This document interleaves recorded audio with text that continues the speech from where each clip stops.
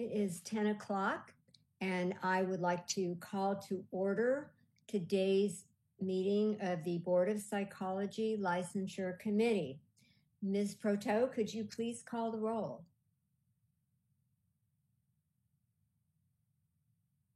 Good morning. Harbsheets? Here. Nystrom? Here. Tate? Here. Just a quick question. Do we need to provide the locations or at least the cities of each member? Yes. Okay, so confirmed with our council that we do need to provide the location. So Dr. Harbsheets, would you provide your location? I am at 12803 Pimpernel Way in San Diego, California.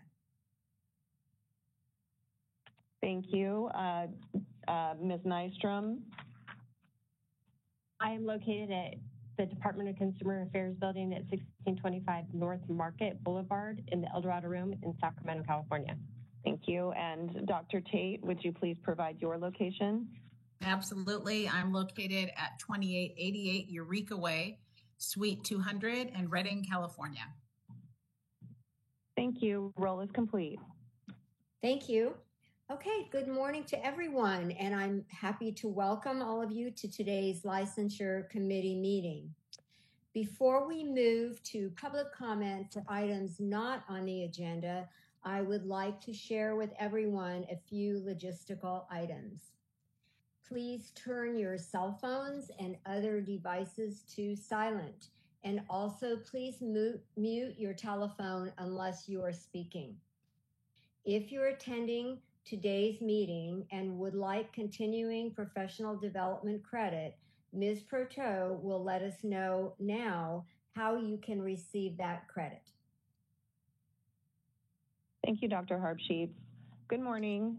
Attending today's Licensure Committee meeting provides you with CPD credit under Category 1, attendance at a California Board of Psychology meeting. For your CPD records, please note today's date as July 19th, 2024, and note that we are here for the Licensure Committee meeting. At the end of this meeting, I will announce how many hours you can get credited.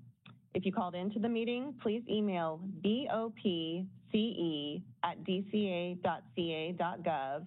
Again, bopce@dca.ca.gov with your name, license number, and the phone number that you used to call in.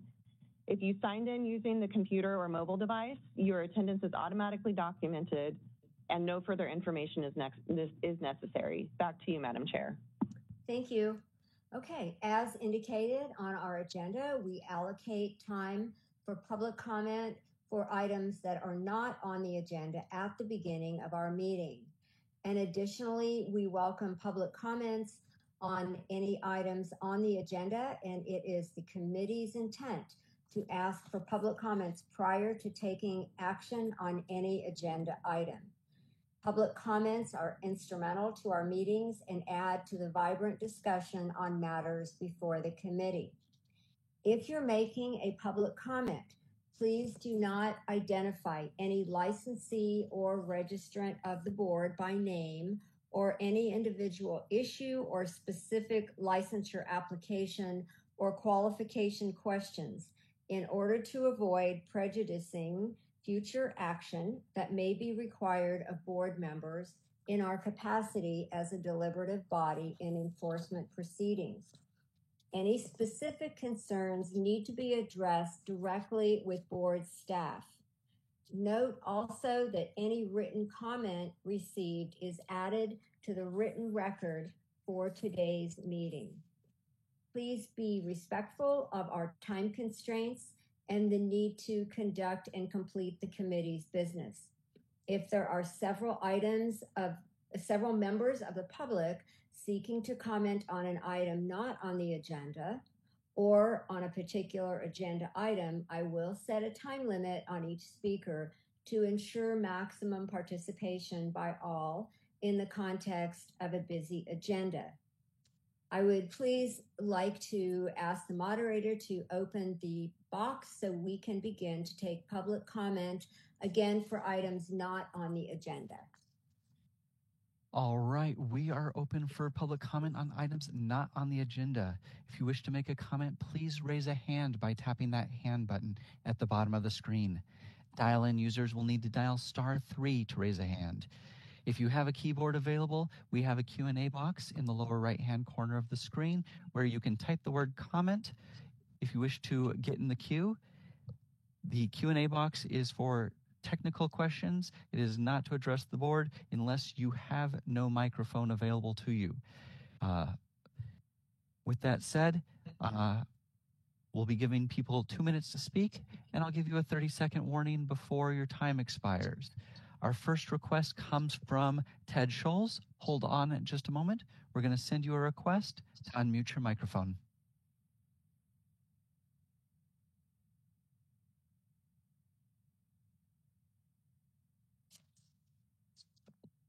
Are you Hello? with us, Ted? Yes, I'm speaking. Can you hear me? Go ahead, please.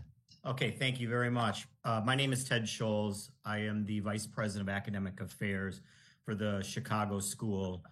Used to be the Chicago School of Professional Psychology, but we shortened our name recently this past year. But I wanted to just comment on some recent decisions by the board on some of our graduates, specifically graduates from our doctoral program, our PhD program in psychology with a specialization in behavioral analysis. I'm sorry, I have to stop you here because I think your question sounds like it's going to be about specific qualifications for licensure. Correct. And those are the kinds of questions we would ask that you take up directly with our staff. They're not the kinds that we can address in this meeting. Well, the staff had asked me to actually make a comment during this particular meeting after I followed up on specifically with the staff on some of our students' graduation requirements. It's just really related to I'm sorry, let me just ask you, are you saying that our board staff asked you to make this comment or your own staff?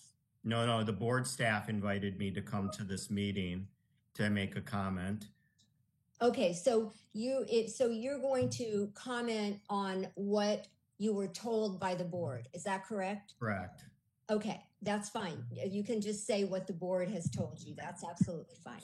So the board has told us that this degree is no longer under Section 2914, that the title of the actual degree is no longer sufficient as a specialization. And I'm asking the board to reconsider that statute, particularly under Section C, which is a field of specialization designed to prepare graduates for the professional practice of psychology.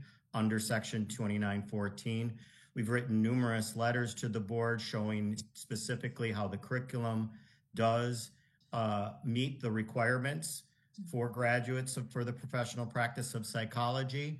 And I would love for the board to consider that C as still a viable option for graduates. I need to just stop you because I understand that you were told by a board staff that the degree does not qualify any longer under the current regulations of 2914. And I need to just stop you, and anything further about asking for that consideration needs to be dealt with directly with the board staff. Okay. Yeah. Okay. Great. Okay. Thank you so much, Dr. Scholes.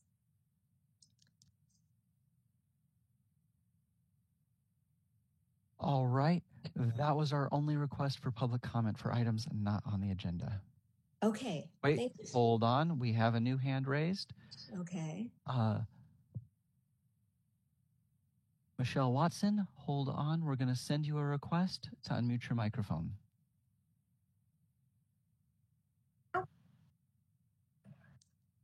Can you hear me at this point? Yes, go ahead, please. Excellent. Okay, so I was wondering if it would be possible or if there is any previous meeting recorded where discussions as to what does qualify under Part C of Business and Professions Codes 2914 and what does not. If there's any record of that somewhere that we might be able to access and learn more. I'm sorry, could you please repeat the question? Sure, I apologize. Yes, so I understand that we can't talk about specific degrees and so forth, and I want to respect that. But I was wondering if there is a public record of previous discussions on determinations about what falls under Part C of that Business and Professions Code 2914 and what does not. Is there a public record that we could access and review to better understand those decisions? I don't know of any. I'm going to ask Ms. Sorek if she is aware, or Ms. Chung if they're aware of any public record that could be accessed. I really appreciate that. And I guess as a follow-up question, and if this is outside the bounds of what's allowed to be discussed, please stop me. But is there any opportunity for people who have been denied by the board to find out, to get more specifics on what we might need to do to become eligible for licensure? I think that question could be answered by speaking with board staff directly. And I would encourage you to contact someone in our licensing unit to ask the specific questions. I understand. Thank you so much. I appreciate your help. Sure. And Ms. Sorek or Ms. Chung, are you aware of any information or a public comment or conversation that could be accessed regarding qualifications for licensure? So on the board's website, this is Antoinette Sorek. If you, at the top of our website, which is www.psychology.ca like California.gov like government, at the top of the page, there's a laws and regs link. And when you click on that, you'll have at the top a PDF of the 2024 laws and regulations book.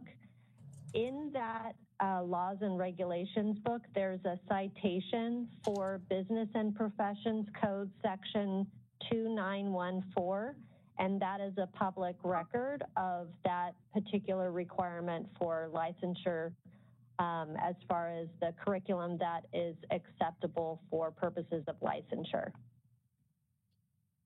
I appreciate that. I think what I'm actually looking for is that Part C of that Business and Professions Code 2914 is very open to interpretation by the board from my reading of it. And I'm wondering if there's any public record of how that interpretation is made. I'm not aware of any. Okay, thank you. Okay. Do we have any more public comment for items not on the agenda? All right, I'm going to say it. I believe that was our last request. Okay. All right. All right. We will move on, and with a reminder that if there's an agenda item, every agenda item, we will ask for public comment before we make any decisions, before we have take any action on that agenda item.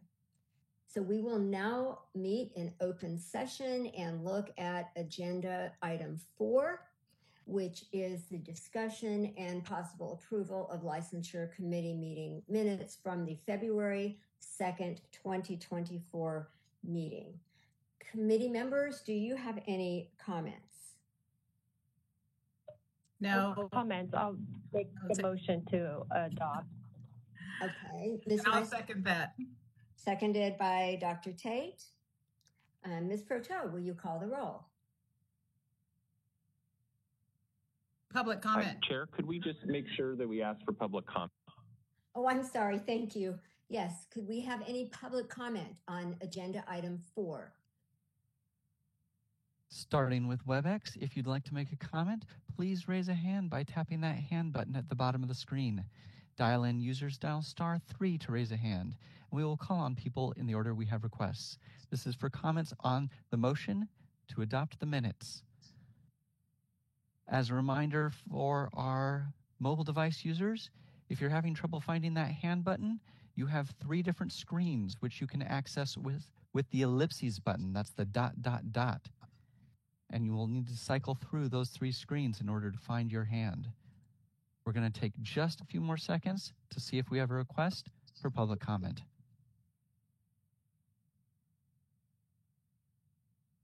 Seeing no request, do you wish to continue with the motion? Yes, please. Ms. Proto? Sheets, Aye. can you hear me? Okay, that was an aye from Dr. Harp Sheets. Nystrom? Aye. Tate? Aye. Thank you. Okay. We will move on to item number 5A, which is the licensing report.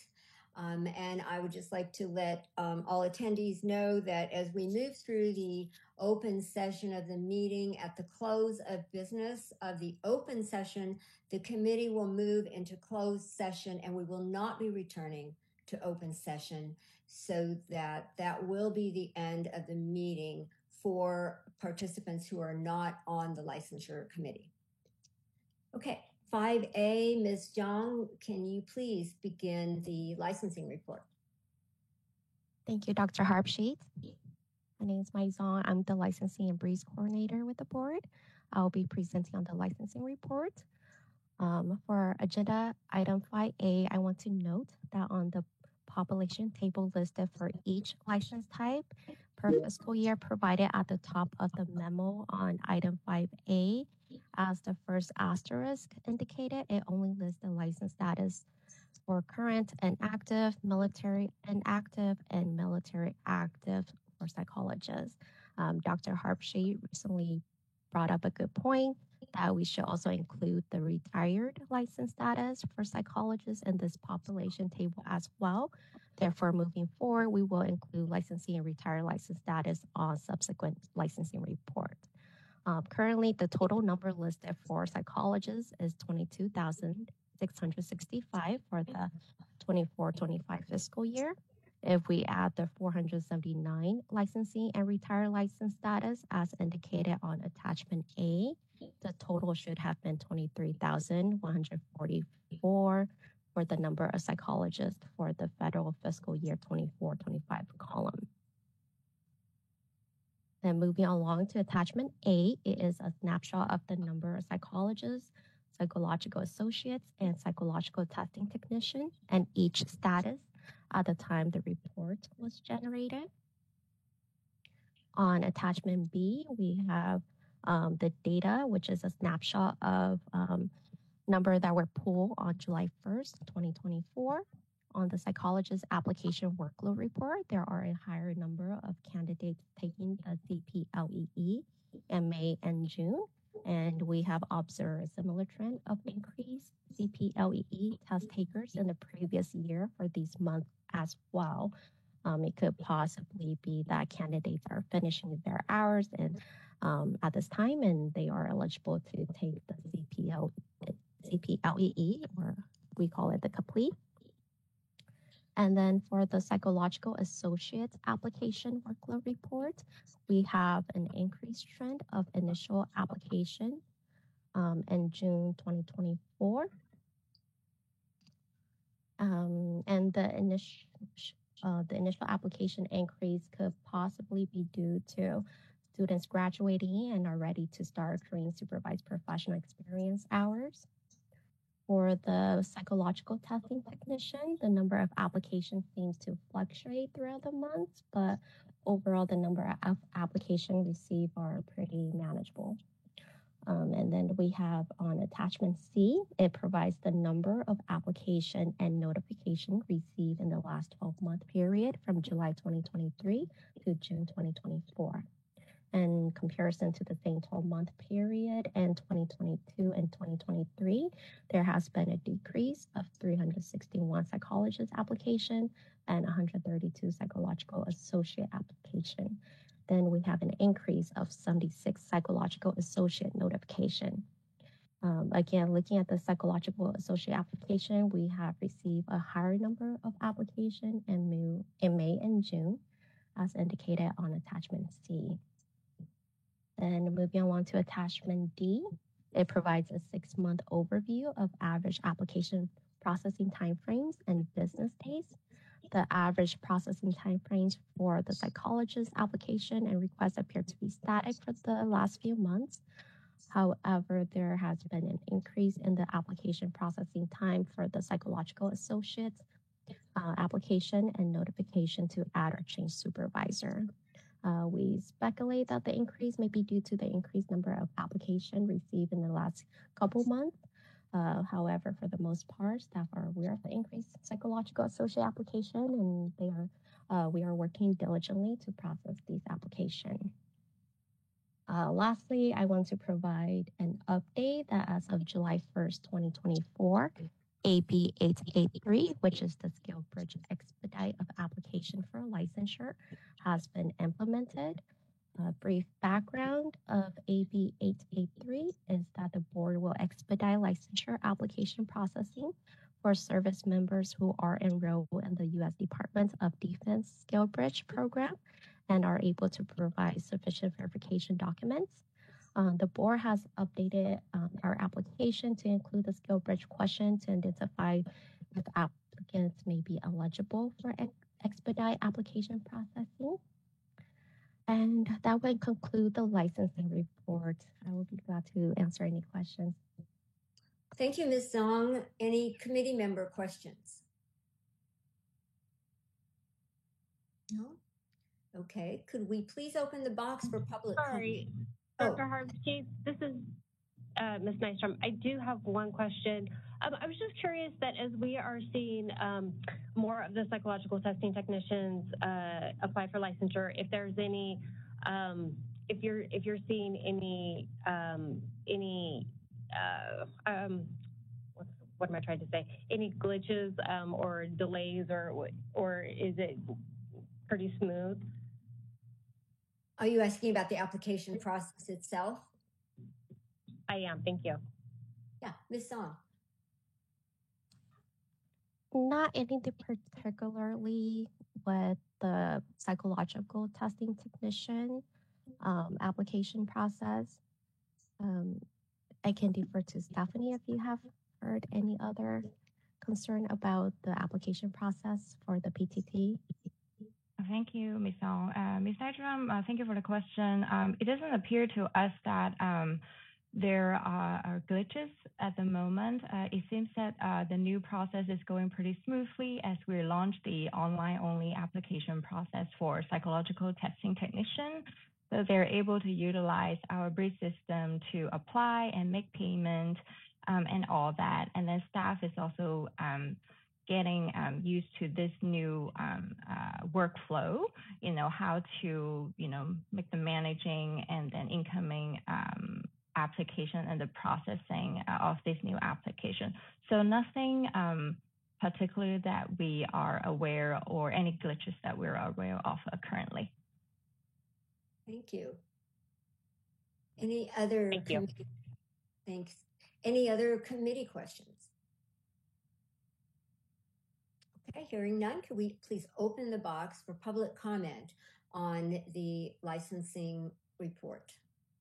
We are open for public comment on the licensing report. If you'd like to make a comment, please raise a hand by tapping that hand button at the bottom of the screen. Dial in users, dial *3 to raise a hand, and we will call on people in the order we have requests. We're going to take just a few seconds now to see if we have a request for public comment.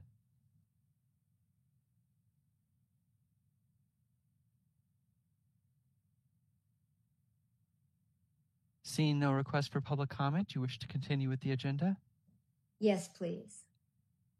Okay, we will move on to item 5B, which is the Continuing Education and Professional Development and Renewals Report. That will either be Ms. Proteau or Ms. Whitney. This is Ms. Proteau. I'll take care of that today. You can hear me, right? Yes, thank you. Thank you. Good morning, committee members. My name is Sarah Proteau, and I am the new Continuing Professional Development Coordinator. I will be presenting the CPD and Renewals Report.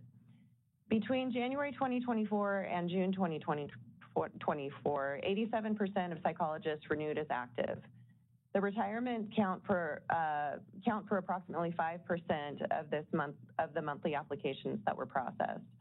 Psychological associates accounted for 13% of the monthly applications, and approximately 95% of psychologists and psychological associates renewed their license online using Breeze per month.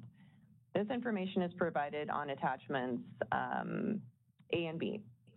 CE and CPD audits were sent out for June 2023 through January 2024, and the pass rate stands at 66%. However, it's worth noting that 18% of audits are pending completion, and this information is listed in attachment C. Audits were put on hold due to the coordinator vacancy, and I filled this vacancy in May. We will resume audits in August 2024 to allow for training. And this information is informational only, so we do not require or request any action on this. This will conclude the continuing professional development and renewals report. I or my manager, Cindy, will be available to answer questions. Thank you. Thank you, Ms. Pertot, and official welcome to you in this new position. Committee members. Thank you very much. You're welcome. Committee members, any questions that you have on this continuing education and renewals report? I just have a question since we have so many people attending today. Regarding renewals, what's the difference between the processing time between a mailed in and an online, just so everyone knows? Typically with the Breeze application, which is our online renewal system, provided that all of the information is complete, that renews very quickly. So 24 to 48 hours maybe. With sometimes there may be a response that requires a follow-up by our office technician that handles renewals. And so there will be communication between the renewals technician and the licensee that submitted their application. But typically, provided they have answered all of the questions and provided the information and also remembered to check out in their cart and pay for their license renewal, it will be renewed pretty quickly, so within 24 to 48 hours. Now, it would take some time to receive the new card in the mail. That would typically take a few weeks to be received, but the renewal would be able to be verified very quickly. As far as paper renewals, that can take a substantial amount of time longer. To allow for processing a paper check, which has to go through cashiering, and we have an internal cashier, but we also have a separate cashiering department that would actually run it. So average would maybe be 4 to 6 weeks, though it can be sooner, but we can't really account for the workload in the cashiering unit. So for speed of processing, the Breeze system is the ultimate. Correct. We certainly do promote the use of Breeze. It goes a lot quicker than a paper renewal. So yes, we are definitely promoting the use of the tools that have been provided to make things quick. I guess I would add one other piece to it. If you are renewing very close to your renewal date and you choose to renew by mail, that lag time could put you past your renewal date, and you would not want to do that because you could be theoretically in a position of practicing unlicensed. So definitely use that Breeze system. Okay, any other committee comments on this report on item 5B? Okay, could we please open the box for public comment? We are open for public comment on agenda item 5B as in Bravo. If you'd like to make a comment, please raise a hand by tapping that hand button at the bottom of your screen. Dial-in users dial *3 to raise a hand, and we will call on people in the order we have requests. And our first request comes from Dr. Megan Wahlberg. Hold on just a moment. We're going to send you a request to unmute your microphone.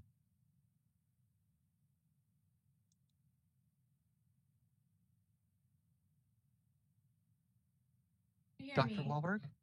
Yes, go Hello? ahead, please. Hi, thank you very much for taking this comment. This is actually has to do with I was registered as a clinical psychologist associate in February 2023, and I had my registration revoked in December 2023 with the explanation that I did not meet the educational qualifications. I have to just stop you here because, again, with public comment, if this is about a specific issue, I would ask you to take this up with staff. We cannot address them here. This isn't the specific issue. This is something that has happened to me, and it's related to how my experience with the board has been with being issued a registration. And I wanted to bring it to the attention of the board, as there's been other people that have had the similar experience. So I'm making a request, and I wanted to share my story with the board for people to hear what I've been through. So I was told that I could. Okay, but wait, I'm sorry. You are talking about an individual issue. And so this is not the place for any individual issues. I'm so sorry, but we can't take this comment. Well, I would like to just say then the point that I wanted to make is that I need to stop you, and we're going to have to move on to the next public comment. Chair, this is Anthony. Oh, I'm sorry, and I would like our attorney to please address this further, this issue. Thank you. The agenda item that we're on right now is the Education Professional Development Rules Report. And so if we have public comment, it should be germane relating to this agenda item. So we will move on to the next item. Next, we're going to hear from Dr. Elizabeth Winkleman. Hold on just a moment. We're sending you a request to unmute your microphone.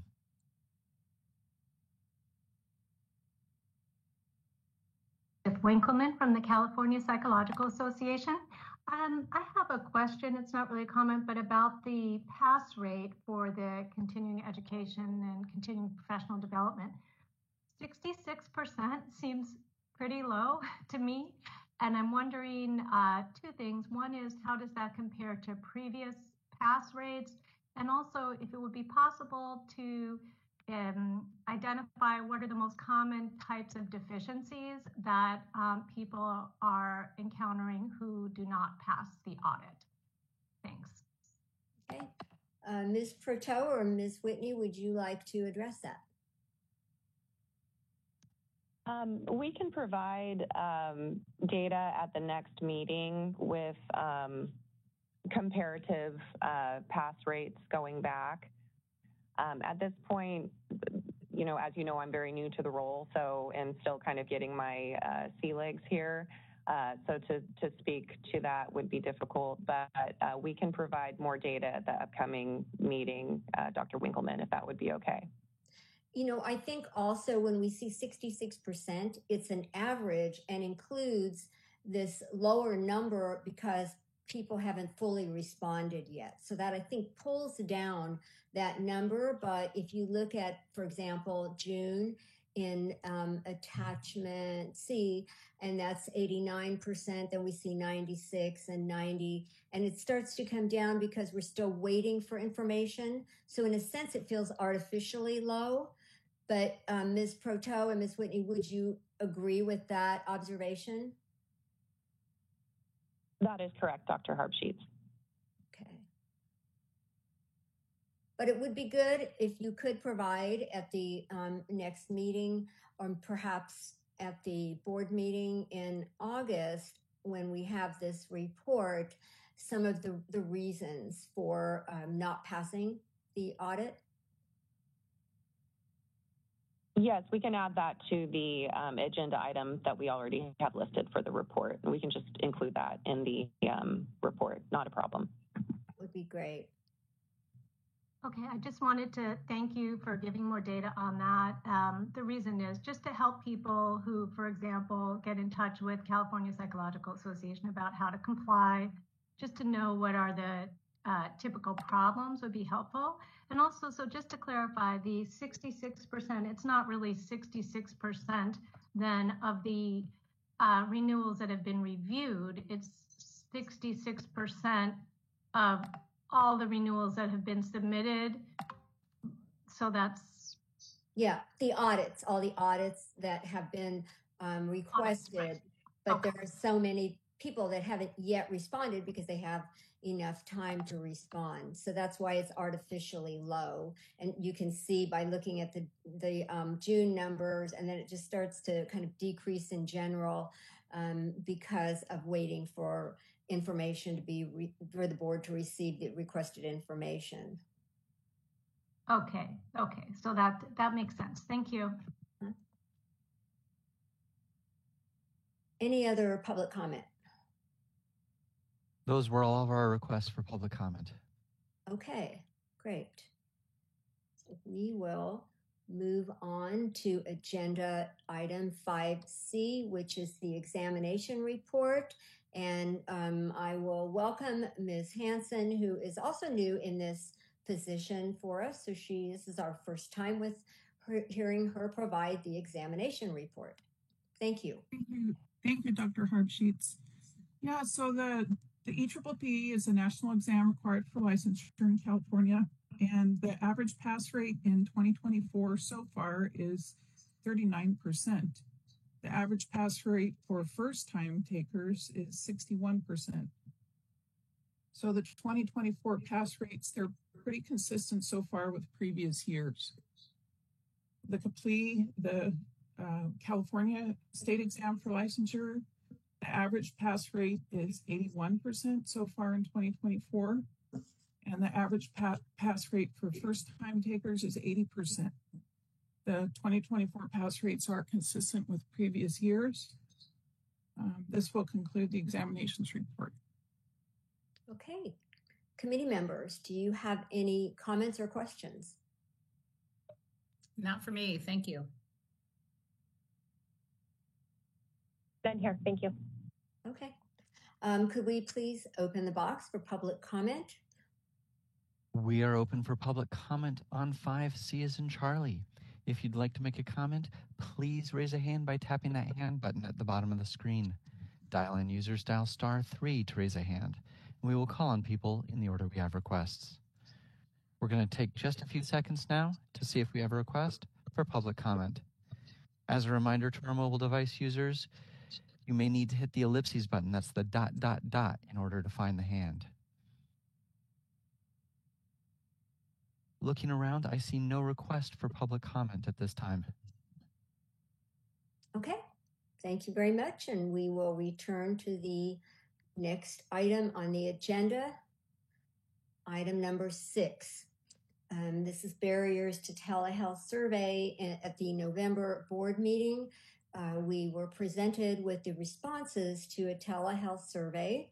There were items or responses from consumer groups, from individual consumers, as well as providers. And at that time, the board directed the licensure committee to look at perhaps coming up with best practices for a document perhaps that could be posted on our website regarding best practices for telehealth in California. Subsequent to that, we have become aware of the APA guidelines for telehealth practices.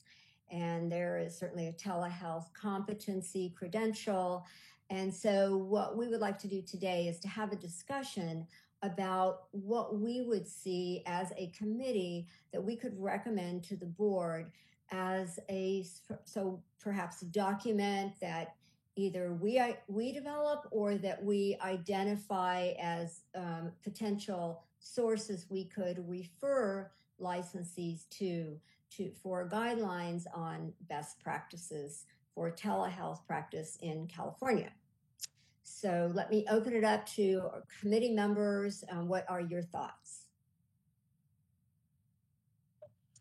The last time we discussed this, and I could totally be wrong, am I recalling that we did briefly discuss that the APA did have some guidelines, But I also remember Dr. Winkleman stating that CPA also had some as well. Is that accurate? Do you remember that? Yeah, it sounds, yes, it sounds accurate to me. And definitely, you know, the APA guidelines, which we use in California for our enforcement issues, and use those in consideration when we look at enforcement issues. So they are particularly relevant for us as a board.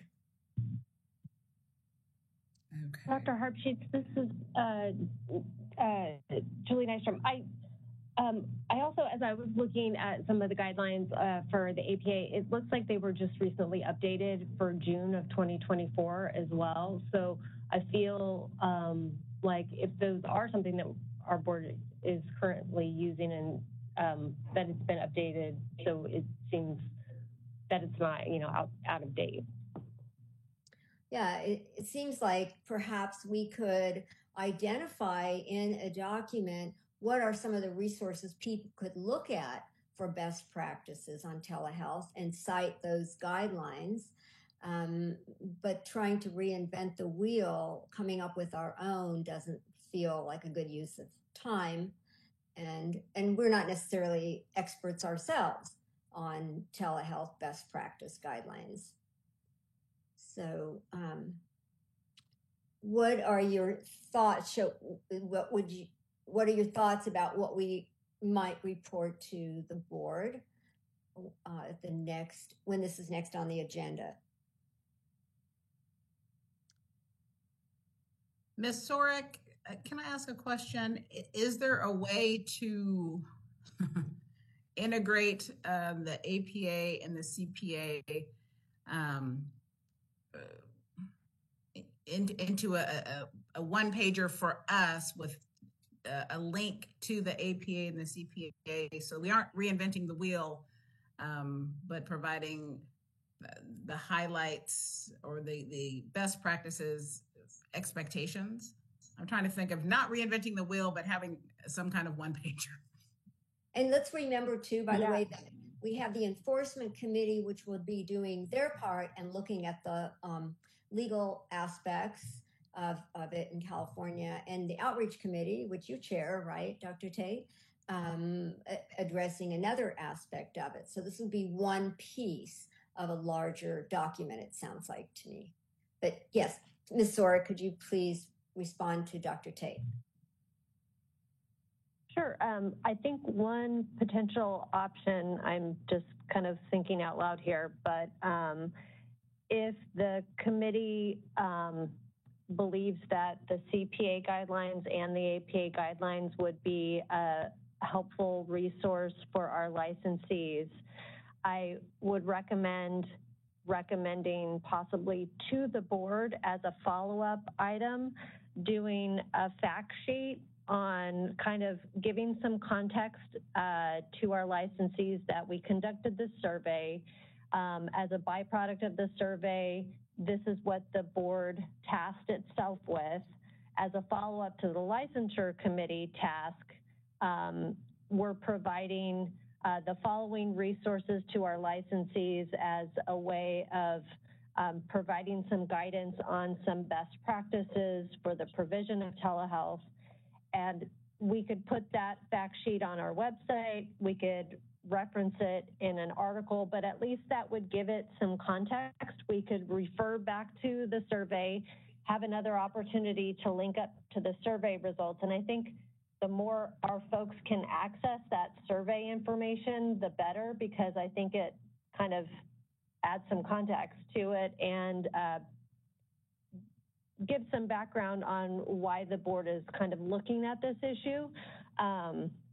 And yes, you're correct, Dr. Harpsheets. We just yesterday at the enforcement committee level, we're looking at the statutory and regulatory language dealing with our telehealth provisions, and that information will be presented as a suggested draft amendment to our regulations surrounding telehealth at our August 15th board meeting. So 15th and 16th board meeting, but we'll be talking about it on the 15th. So I'm sorry, I rambled there, but the key is we could do a one-pager, reference in context the survey, link to the resources, and then that would potentially be a committee recommendation to go before the board in August. Okay, thank you. Now, we need a motion for the committee to decide to recommend that.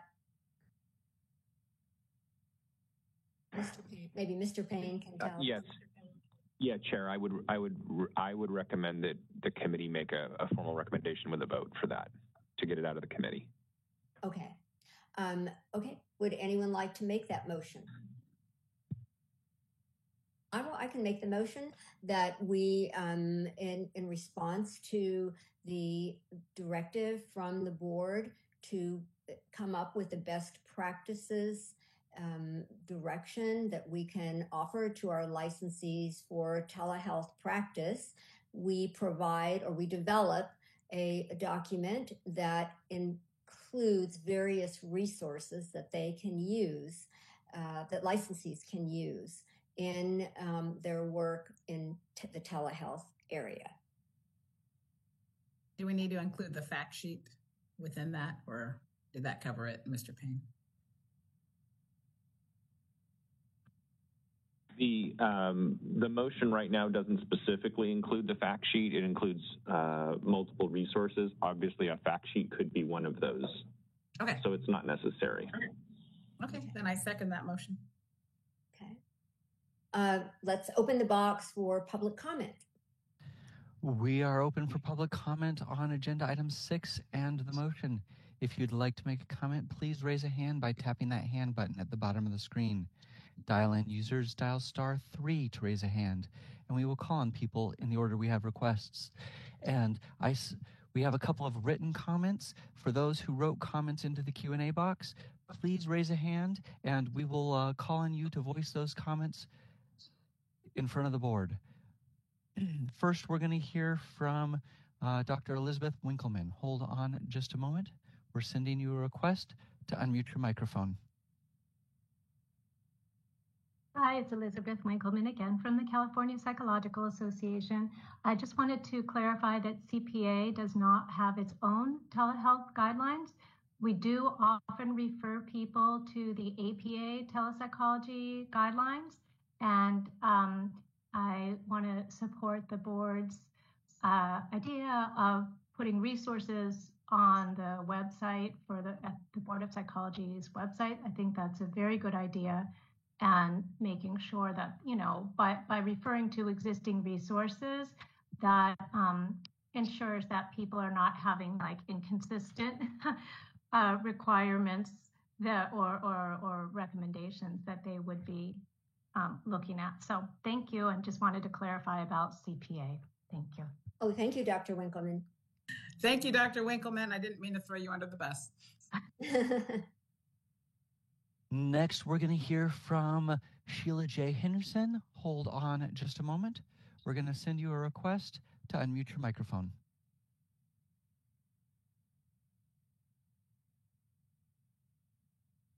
Hi, can you hear me? Yes, go ahead, please. Great. Well, I thought I heard you say that you wanted me to speak if I put something in the chat. Yeah. Please, Yeah. You wrote a comment. Please tell the board what you wrote. So, hello, I'm just going to read it for efficiency. Hello, I would like to bring your attention to the APAIT Telehealth Competencies Credential. The courses there are a wealth of information that would save you time. And then I put in the link. Thank you. And that's, And I think that is really important. I've looked at that also, and there's a lot I've seen good information there too. Thank you. Glad you know about it. Yeah.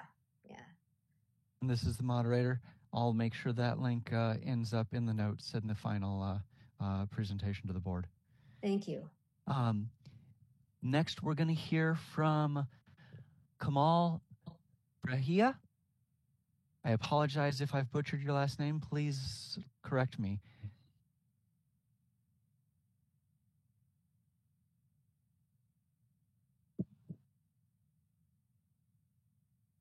Can you hear me? Yes, go ahead, Okay, please. great. You did butcher my last name, but I'm pretty used to it. I just want to make a quick comment on teletherapy. I believe that the wholesale adoption of this modality is harmful to the field and to the quality of services. I've provided teletherapy during COVID with my long-term pre-existing clients. I've moved forward from COVID refusing to do any teletherapy unless it's for good cause, it's occasional, and it's with my already established clients. I've had an overwhelming response from new and prospective clients over the last 3 years or so that they are exasperated in trying to find an in-person therapist. I think the board should try to make some reliable determinations from the client side before we allow our colleagues' desires to dictate the future pathway of psychotherapy modality. I know that as a field, we were studying the legitimacy of teletherapy until the extreme lockdowns in this state forced all of us to adopt teletherapy. However, I think we should have returned to the traditional modality once the lockdowns were lifted. I just don't think, from my own experience and from what I've heard from clients who finally found an in-person therapist, who's me, I just don't think that we should be providing teletherapy the way that we've been doing it over the past 3 years. I think we should put it to bed, perhaps study it more, maybe the idea of a credential that someone would work towards. But I just think that, overnight we went to teletherapy. I don't think it's in the client's best interests, although it seems to be quite convenient for a lot of my colleagues. That is my comment. I believe that you guys should do some sort of a strong study where you talk with clients who have experienced both modalities and before you make a determination that there is any legitimacy whatsoever 20 to seconds. providing teletherapy. Thank you. Thank you, Dr. Freja.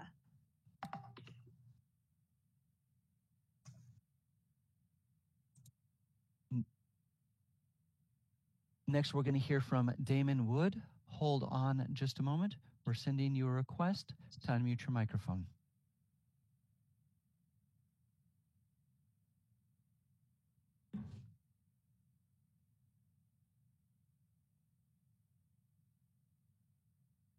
Damon, are you with us? Yes, can you hear me? Yes, go ahead, please. Okay, thank you very much. I also wanted to just make a comment about teletherapy, but more specifically, the interface between teletherapy and high tech. And particularly, we're seeing a lot of high tech firms and private equity firms trying to move into the teletherapy space, but there seems to be no safeguards for therapists or patients for when these firms go bankrupt or are not able to continue providing services. And so in my case, for example, I worked for a firm and I was seeing about 24 patients online every week. And I was notified on a Monday that the day prior on Sunday, the firm had completely closed all operations due to financial insolvency. And there was absolutely no communication to patients that their services and their treatment had been terminated. And so it was left to us as individual providers to try to reach out to those patients, yet we did not have access to our patient lists or contact information. And so we had to really scramble in our best. I was literally searching for my patients through LinkedIn and different forums to try to let them know what had happened to the company and that they no longer were eligible for services. So 30 seconds. Thank you. I think there needs to be some form of public guidance within this telecommunications and high-tech space to regulate the companies that are trying to provide these services, whether they have some sort of financial, well, I won't get into possible solutions, but something needs to be done to address this. Thank you. Yes, I think that's a very real issue. And I think that we have certainly heard these kinds of horror stories. And thank you so much for your comment. Next, we're going to hear from Christine Gerchow. Hold on just a moment. We're going to send you a request to unmute your microphone. Hi, good morning. Can you hear me okay? Yes, go ahead, please. Okay, great. My name's Christine Gerchow, and I just wanted to offer a slightly different alternative perspective regarding telehealth. I work at the Trauma Recovery Center in the San Francisco Bay Area, and we have actually found that the opportunities for our community members to access therapy through telehealth, uh, the demand has been extreme. And the clients have reported, and these are clients who've been marginalized and racialized, is that due to transportation challenges, stigma, family obligations, including child rearing or caring for an aging family member, as well as just sort of being apprehensive about accessing therapy in the first place, that the teletherapy option has presented a good opportunity for them to have their sort of first foray into therapy. And it's very critical because these community members are accessing therapy under highly socio-ecologically traumatizing contexts. And so I just wanted to present that as an alternative perspective in terms of maintaining this option for many community members who otherwise might not be able to access behavioral health services at all. Thank you very much. Thank you very much, Dr. Gerchow. All right. Next, we're going to hear from caller 7. But before that, I want to encourage Dr. Trista L. Carr to raise their hand and be prepared to speak their comment. Caller 7, you may need to dial *6 in order to unmute.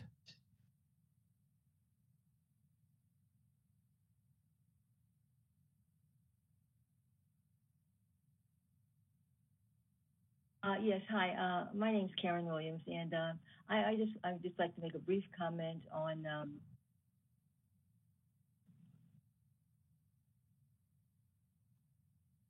Caller 7, Karen Williams, are you still with us?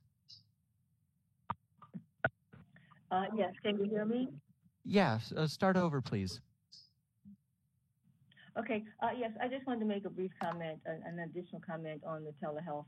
I definitely prefer, of course, in-person therapy sessions, and there's certain situations where I don't feel that telehealth is appropriate. For example, when I'm doing therapy, marital therapy, or when I'm working with a child, or sometimes a teenager.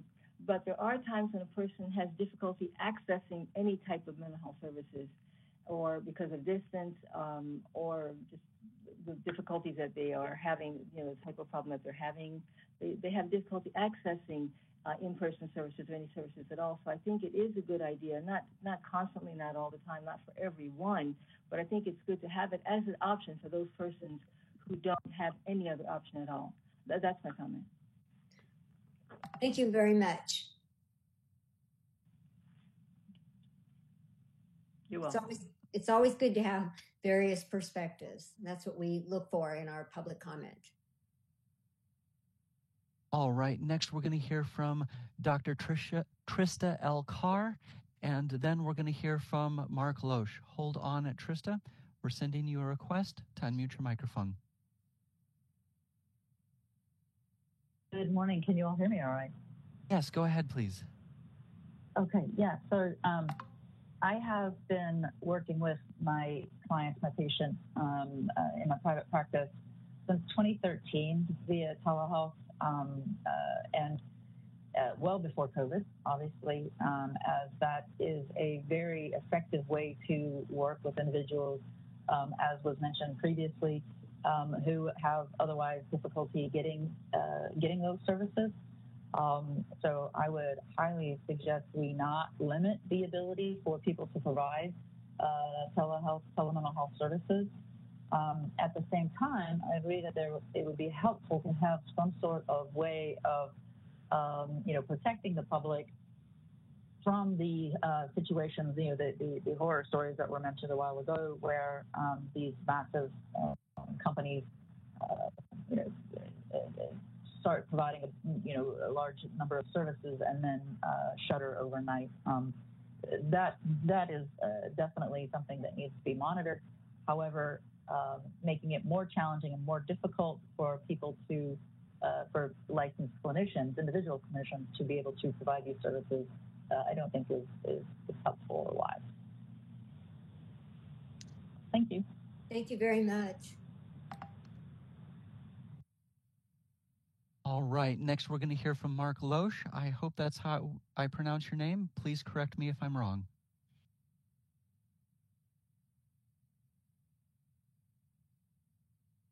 I just wanted to also make some comments about telehealth.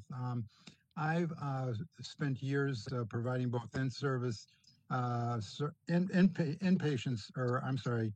in-person service. And then ever since the pandemic started, I've been doing telehealth.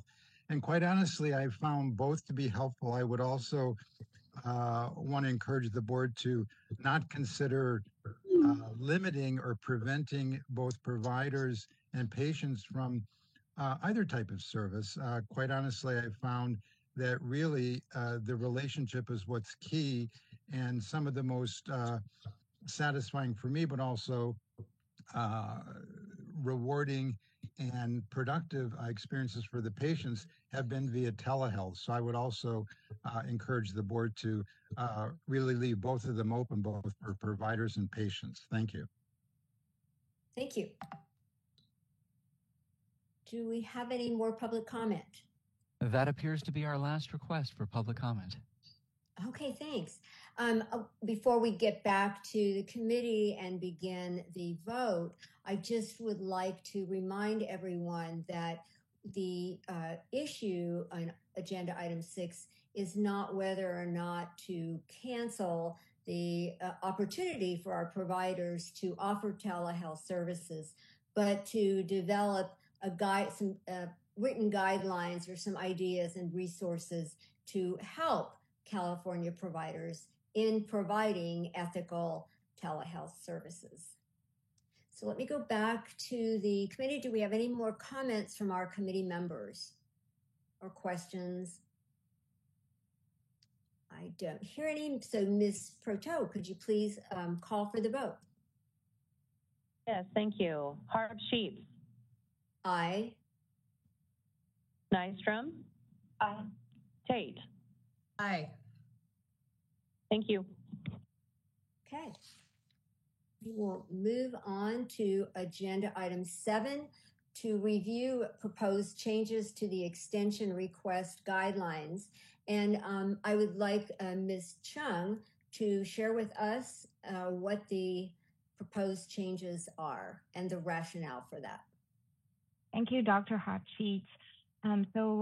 At the board meeting back in 2019, so the board approved the current guidelines that you're seeing in the attachment provided with the meeting materials. The staff is proposing a minor change to provide some clarity, as we have come across some registrants under the impression and interpret the information about the guidelines in a way that they could continue working beyond the 72-month registration limitation without getting an approved extension. So this has become problematic, so we would like to make a minor change to clarify that information. So within the meeting materials that you're reading in attachment, at the very bottom paragraph, so we have said that previously an extension to a registration beyond a 72-month limitation is not necessary if the individual has successfully accrued all required experience. So we would like to change that to say if a registrant has successfully accrued all required experience, an extension to a registration beyond the 72-month limitation is not warranted in the absence of a good cause as determined by the board. So this is the background, and I'm going to defer back to you, Dr. Hershey. Okay, thank you. The first question I have that I just thought of is, since we also have that 30-month limitation, to accrue the 1,500 hours, would this include, that, or do we need to specify there, or the 60-month one? Does the 72 months is that like enough of an overview that we just need to address it regarding the 72 months? Thank you, Dr. Hopkins. So we mostly have questions about the 72 72-month limitation regarding the registration, but not so much about the other time limitation on accruing supervised professional experience. So I don't think it might not be necessary to include information on that since it's not has been an issue for us. Okay. So it's really the 72 months for the psychological associate registration. That's the issue we're concerned with here. That's correct. Okay. Committee members, any thoughts, comments, questions? I'd like to make a motion to approve and recommend to the board the proposed changes to the extension request guidelines. Okay. Second? I'll second. Oh, okay. Oh, it doesn't matter. And Mr. Payne, is this something that we would need to recommend to the board?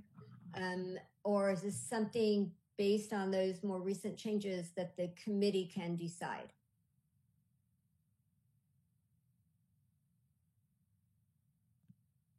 Sure. These are going to be changes to specifically the regulation. No. Then if it's a policy, then that does need to be approved by the board. Then yes. Okay. If it's in the procedure manual, yes, the board needs to approve it. So it should be a recommendation from this committee to go to the board for that change. Okay, so that's how Dr. Tate worded it. Got it. Okay. Yeah. Okay. So we have a motion and a second. Did you want to say something, Dr. Tate? No. Okay. Dr. Herbsheets, I do have a question. Yes. And I'm okay with the motion, but I was just curious. I can't hear Dr. Nystrom or Ms. Nystrom. We lost sorry. you. Can you hear me now? Yes. Okay. Better. Oh, go ahead. Okay. Sorry. Maybe this question is better for Ms. Sork, but I'm curious if it would be helpful to add this under the facts tab. As applicants are looking, or as registrants are looking at facts, to kind of specify that after your 72 months, you can't continue to work, just so it's expressed or under the applicant tab or some other location registrant tab. So if the board on does the application, in addition to the motion, but it would be in addition to, that way it's more expressly stated. Are you saying, Ms. Chung, can you talk about maybe where that's communicated now and then where we might be able to add that information to make it explicit? Yes. We have posted this under the application tab for psychological associate. Let me get to there. So if anyone on the board's website, you can follow along to take a look at it too. So on our board website, on the top, applicants, if you hover over applicants and then it goes bar comes up, and then select, click on psychological associate, then there's a list of links, and it is the last link available on the psychological associate page. It's titled Extension Request Guidelines. So is this something that we should... The tax tab under supervised profession? So it is applicants right in front of the front page, homepage of our board, next to the home icon. It says applicants there. And then if you don't click it, if you just hover over, then it will show you a ghost bar options, examination, psychologist, psychological associate. If you click on psychological associate, then it takes you to the psychological associate page. And then you should see a list of links. Yes.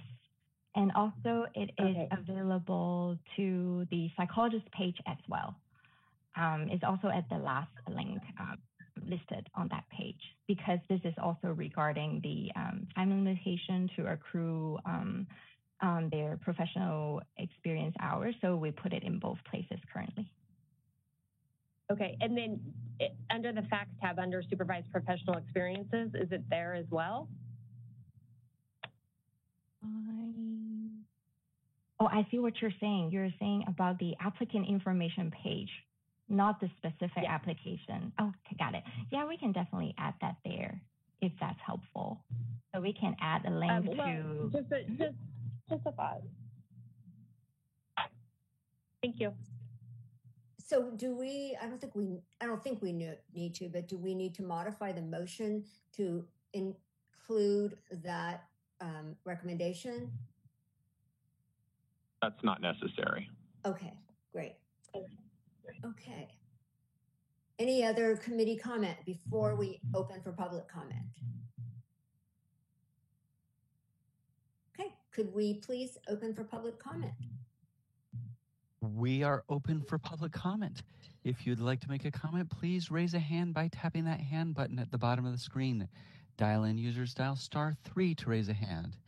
And I see a written comment from Kamal. I would encourage you to raise your hand and speak your comment into the record for the board.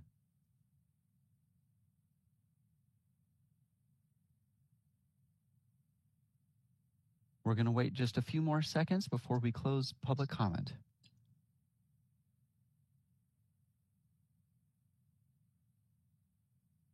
All right, I will read what was written by Kamal. I apologize for not trying your last name again. I think I would like to highlight that my concern is the huge number of therapists who categorically do not provide in-person services and who no longer have office space for it. Okay, thank you. And so public comment right now is for the proposed change to extension guidelines. Is there anyone who would like to make public comment on this item? We have no requests for this item. Okay, thank you. We will close the public comment box and ask Ms. Proto to please call the roll for the vote. Can you hear me? Yes. No. Okay. Harpsheets? Aye. Nystrom? Aye. Tate? Aye. Thank you.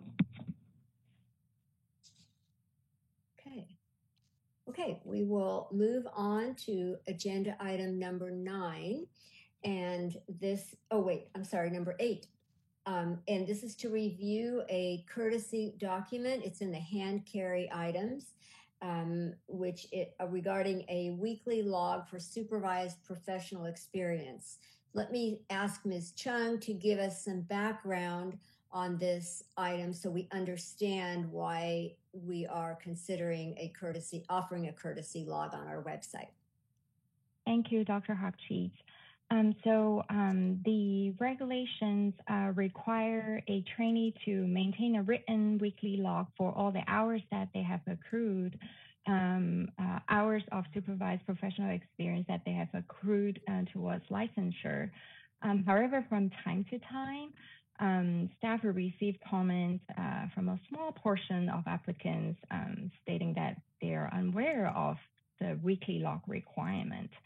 So even though it is the responsibility of trainees and their supervisors to make sure that they comply with the regulatory requirements, so we think that it might be a good idea to provide a courtesy weekly log to be posted on the board's website. So applicants could use it as a tool, to assist them to document their hours and to comply with the requirement as stated in the regulations. So with the assistance of the publications designs and editing office staff, so we created this courtesy weekly log document, and we asked the committee to review and to see if it's appropriate. Okay, and Dr. Hochschild. Could you share with us when these logs might be requested during the licensure process? So we request these logs from time to time if it's determined that we need more information to assist us in reviewing the verification of experience.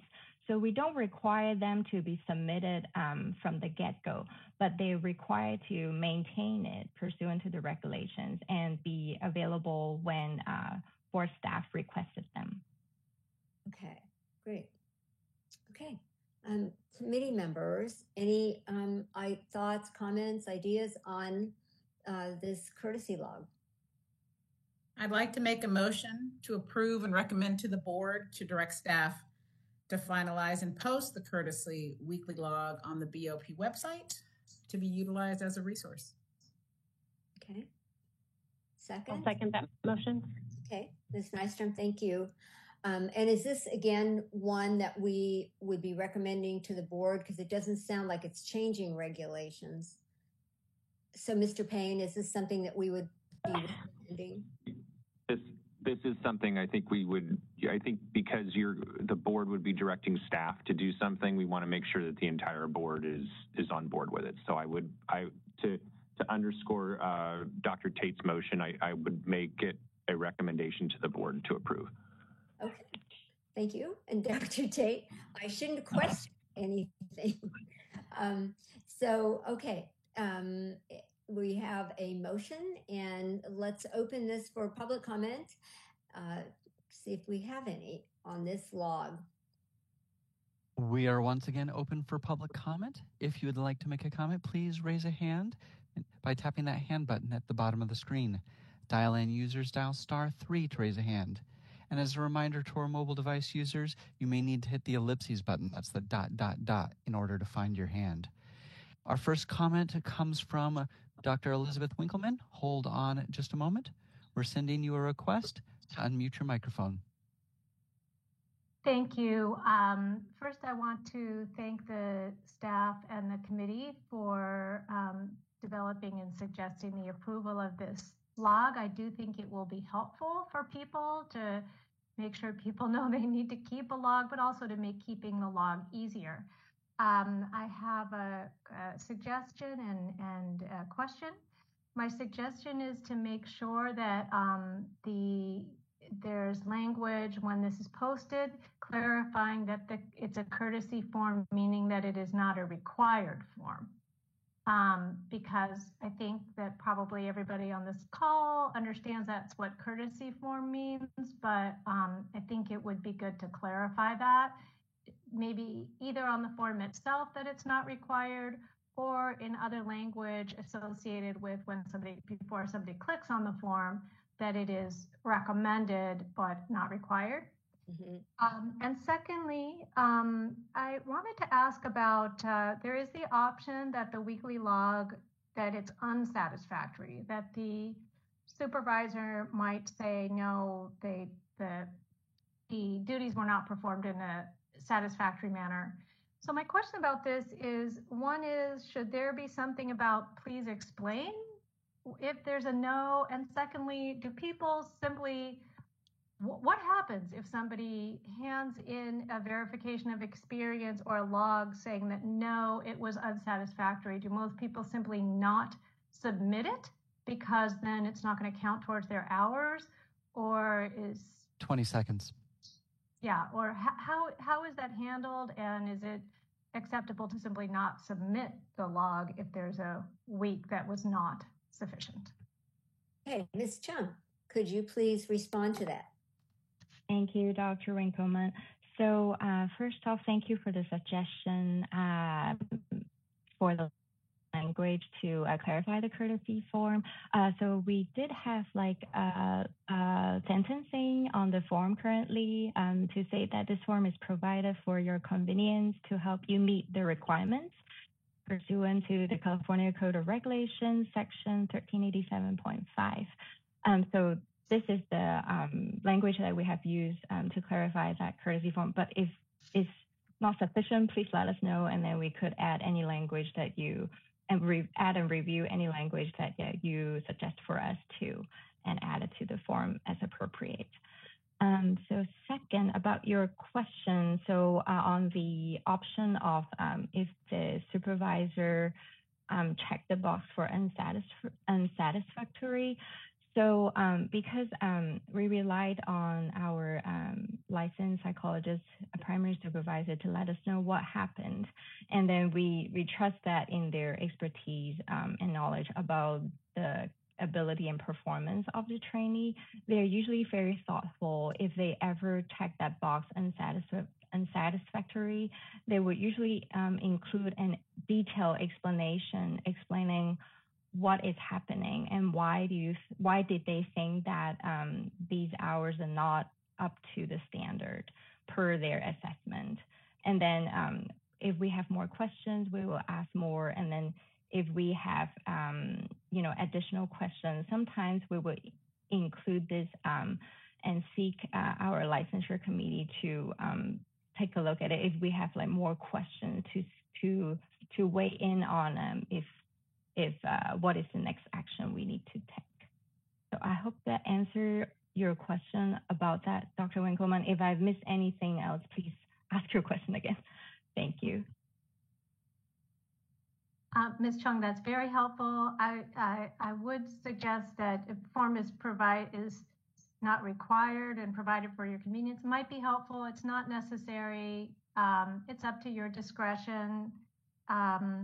And then in terms of my other question, I'm also wondering if I assume, but that if people don't want to turn the login at all, they might just say, okay, I'm not going to get credit for this week. I'm going to fix these problems and then turn it in next week, something like that. I assume that's allowed? Isn't it true that they don't have to turn the logs in unless they're asked if there's some need for clarification? Correct. Yeah, they're not required to turn them in like from the get-go. It's only when there's we need more information to help us reviewing the verification of experience, then we would ask them for it. Does that clarify that, Dr. Winkleman? Yes, thank you.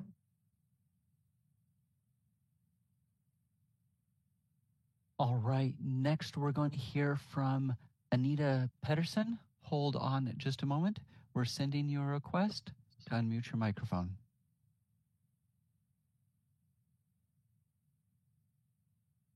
Can you hear me? Yes, go ahead, please. Oh, okay.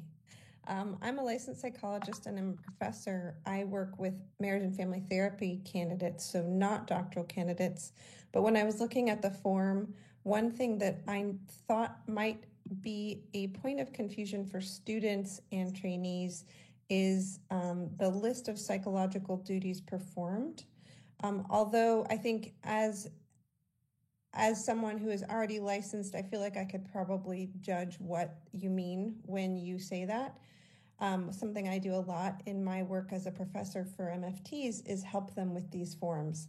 And they get pretty confused and pretty stressed whenever there's a form that leaves either things vague or, of course, the double-sided sort of that gets too specific, right? So I don't know that I'm offering you a solution, unfortunately.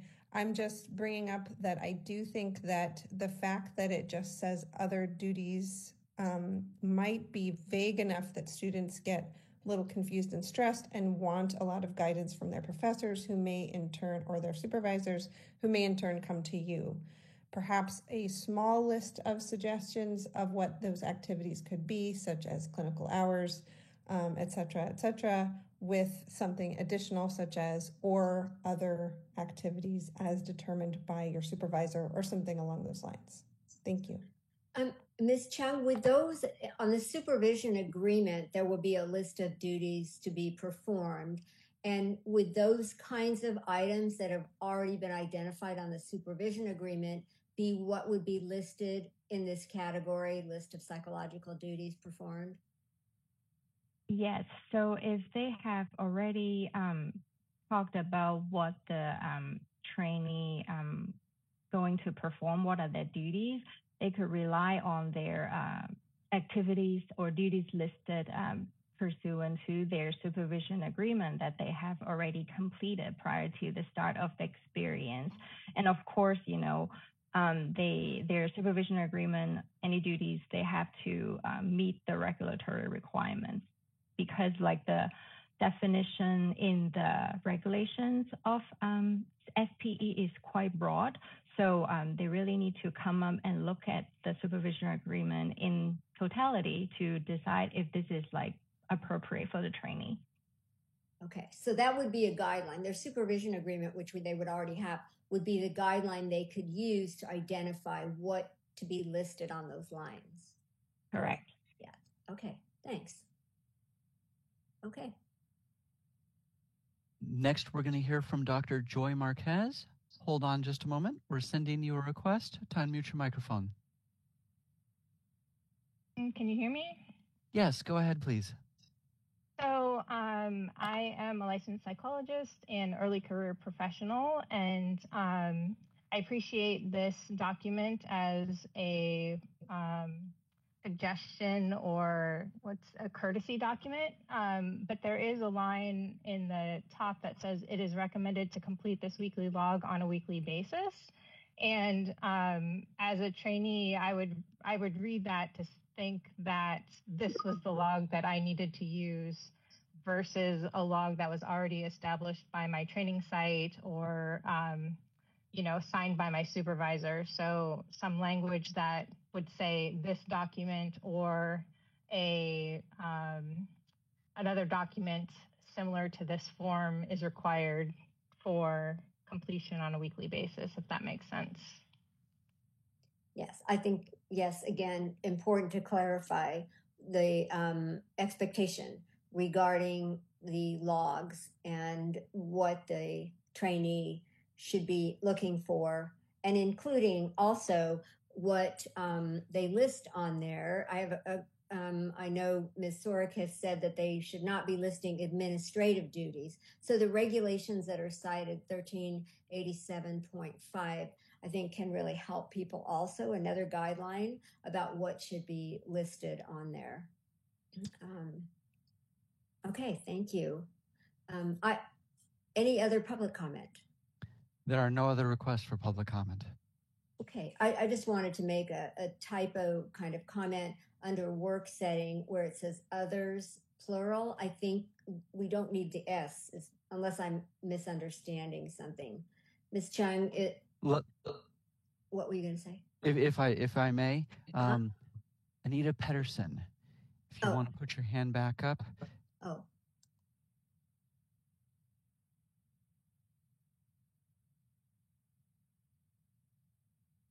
Let's give you an opportunity to read what you wrote.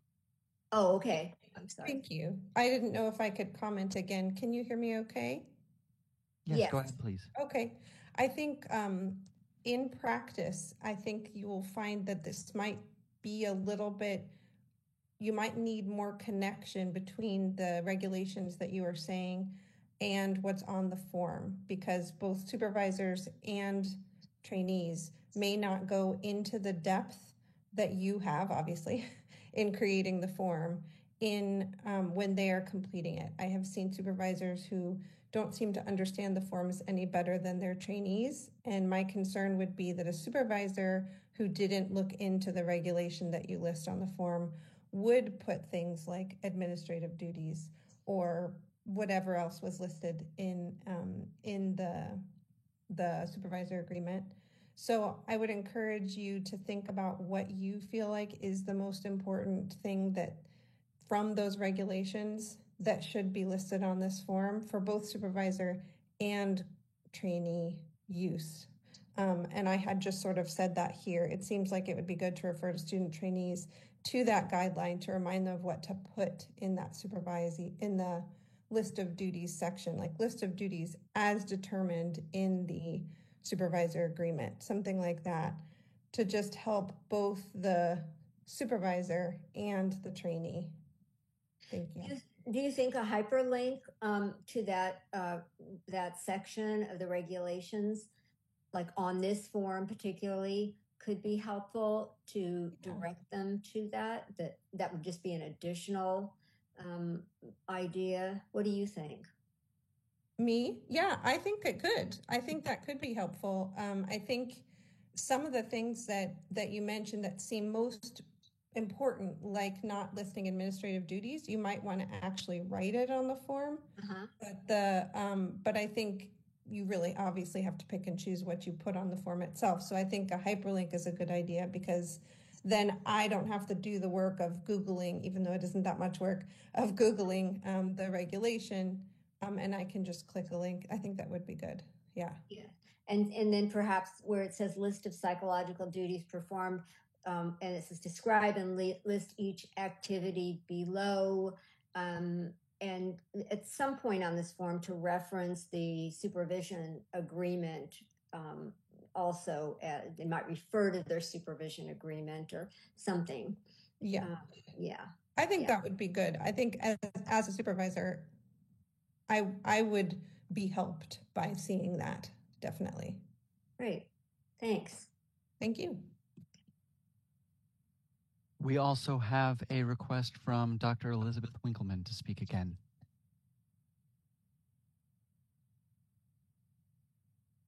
And hold on just a moment. Thank you for the opportunity to provide another comment. I'm also wondering, it says under other supervision, under individual supervision and group supervision, there is also other supervision. I'm just wondering if that is necessary. I'm not sure what other supervision means, and if there are other types of supervision, perhaps those could be listed out. And the second thing is hearing some comments from supervisors who have made public comments on this call. I'm wondering about potentially just streamlining the form. There are a lot of forms that psychologists, applicants, and psych associates and trainees need to fill out to become licensed. The supervision agreement form already does say what would count toward the hours. So I'm wondering if it might be helpful to consider streamlining this form, and if it's even necessary to have the list of psychological duties performed, because that's already included in the supervision agreement that the supervisor and trainees have signed. So what you're saying that's really should be an assumption versus having to list it all out. Exactly, that's already part of an agreement that both have signed, that is submitted to the board. So I don't think it's really necessary, and I think it might just add more confusion or potential hiccups or work that's not necessary. And then, as I said, also I'm wondering about the other supervision line and what that is referring to. So, Ms. Chung, could you give us an example, perhaps, of when the other supervision line would be relevant, what that would look like first? Thank you, Dr. Hopkins. I'm going to defer to Ms. Henson on this question about the what is other supervision. Yeah, I don't know exactly what other supervision would be. It's just like we don't want to tell them every, how can I say it, everything that could be on that form. If they had something other to add there, that would be their opportunity. But as far as supervision goes, we look at individual and group. Mm-hmm. So there's nothing specific. You're just trying to make it as general as possible for any particular situation that might arise. Is that correct? I believe that's the intent. Okay. Dr. Harpshe, do you think it would make sense just to remove that other supervision section?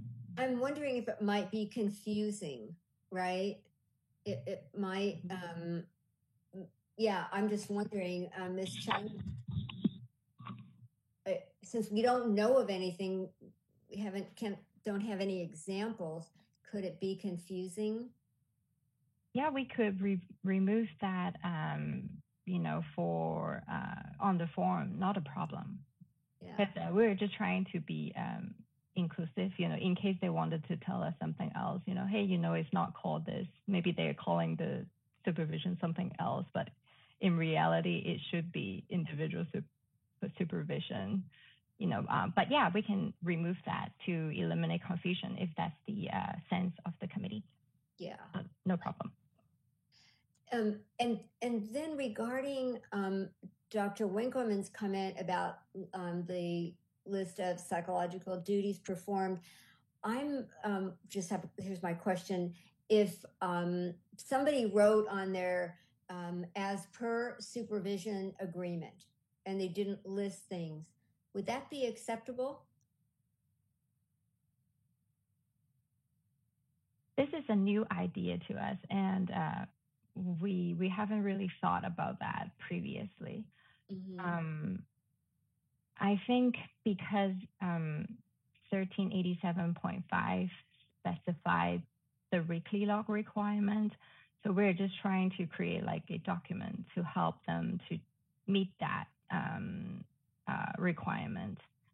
And people are making up their own forms at this point in time, right? Yes, they use any formality that they deem appropriate, but often they will miss certain elements that are required, and it leads to further issues.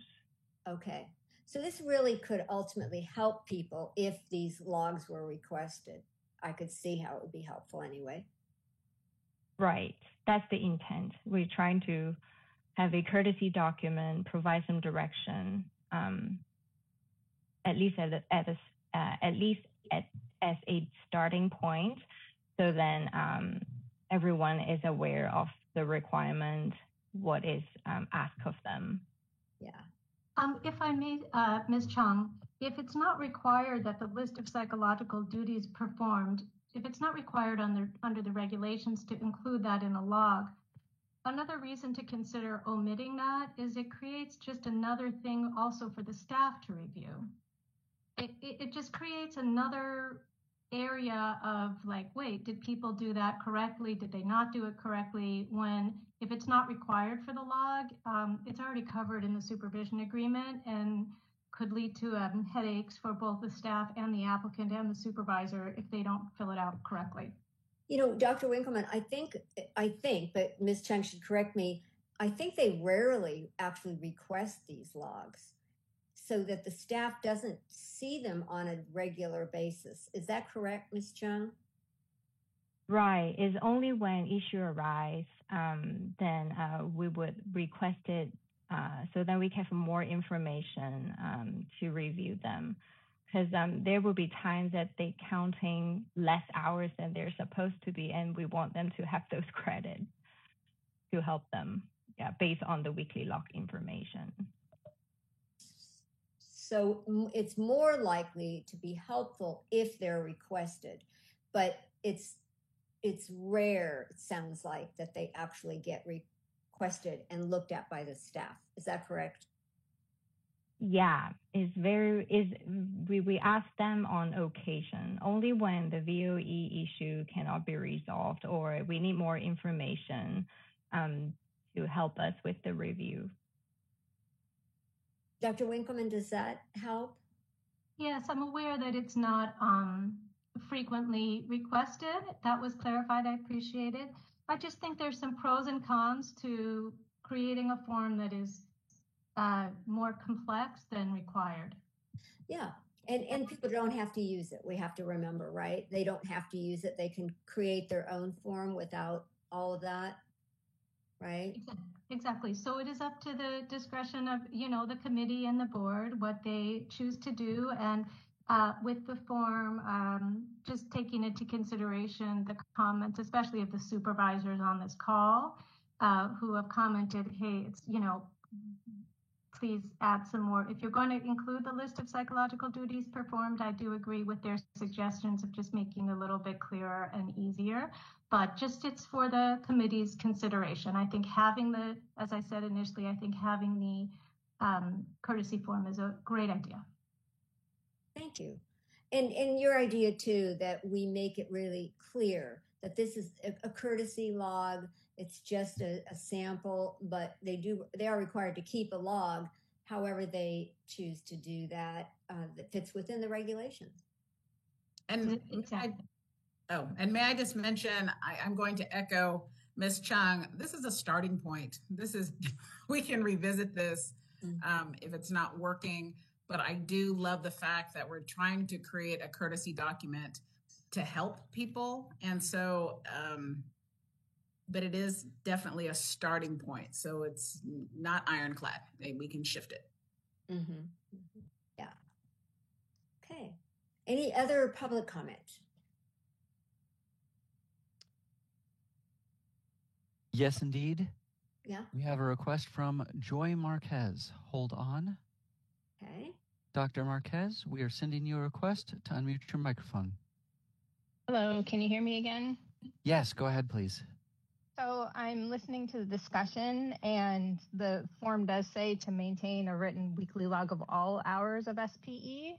And so by removing the list of psychological duties performed, you're only accounting for the supervision and not actual, patient interactions like individual therapy or assessment or things like that. I've been licensed for a handful of years, so I don't remember all the things that I had to do in the logs that I maintained, but I think that that's the intent, is to capture the actual hours that you are providing services. And then another small comment that is just like the way the form is organized. If you could consider putting the days Monday through Friday and then putting the weekends on the end, that just kind of helps streamline when, most people are working Monday through Friday and not on the weekends. And so the weekend is kind of like on the end for whatever purposes. Those are my last comments. Thank you. Yeah. Okay. Thank you. Yes. Any other public comment?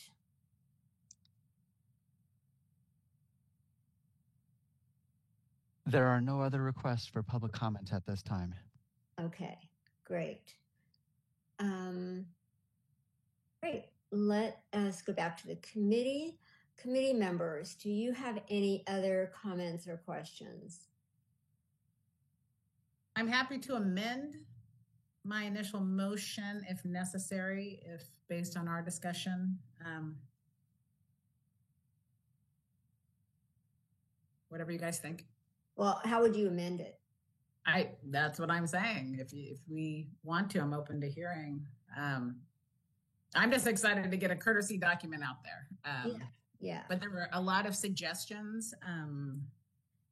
And I think Ms. Chung would prefer more information than less, because when questions do come up, and as you know, in closed session, we do get complicated issues that come up. So I'd rather have more information on the form than less, but that's just my perspective. But isn't your motion that we recommend to the board that we offer this as a courtesy document in whatever form, but that we offer a courtesy document? So I think we don't need to amend the motion. Okay. I didn't know if you wanted to amend the form. I think we're good. Are you okay with that, Ms. Nystrom? Yeah. Okay, great. Okay. So let's call for the vote, Ms. Pro Tem. Yes. Harb Sheets? Aye. Nystrom? Aye. Tate? Aye. Thank you. Yeah. Okay.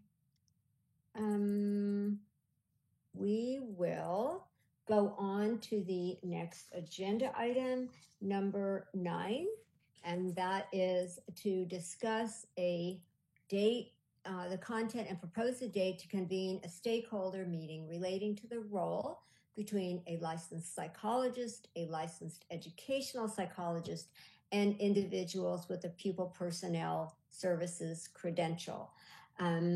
And Ms. Chung, maybe you can share with us some of the history and what has brought us to this point.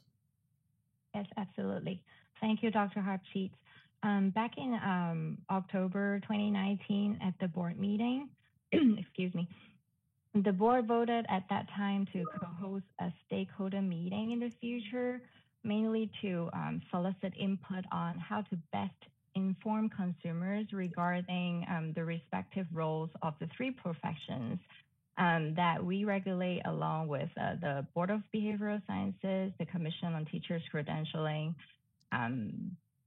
and then these three professions are licensed psychologists that regulate by us, licensed educational psychologists regulated by the Board of Behavioral Sciences, and individuals with the Pupil Personnel Services credentials that are credentialed by the Commission on Teachers Credentialing. So this plan was postponed because of a COVID state of emergency at that time. So a little bit background on that as well is that the Board of Behavioral Sciences and the Commission on Teachers Credentialing, they were invited to our 2019 June and September meeting, licensure committee meeting, to talk about their licensure requirements of the professions that they oversee. So I have provided the relevant discussion as link on the memo, so you can reference the conversation back then if necessary. So staff is really asking the licensure committee to discuss any content as you may see appropriate to be included for the stakeholder meeting. So for example, any specific topics or questions, or even identify the any stakeholders that you would like staff to include in preparation for this meeting, and also propose a date in the next year, 2025, to convene this stakeholder meeting. So staff also recommends that this could be a one-day meeting that will allow the committee to conduct business in the morning and possibly host the stakeholder meeting in the afternoon. So this is just a recommendation for the committee and the background. Thanks. Thank you.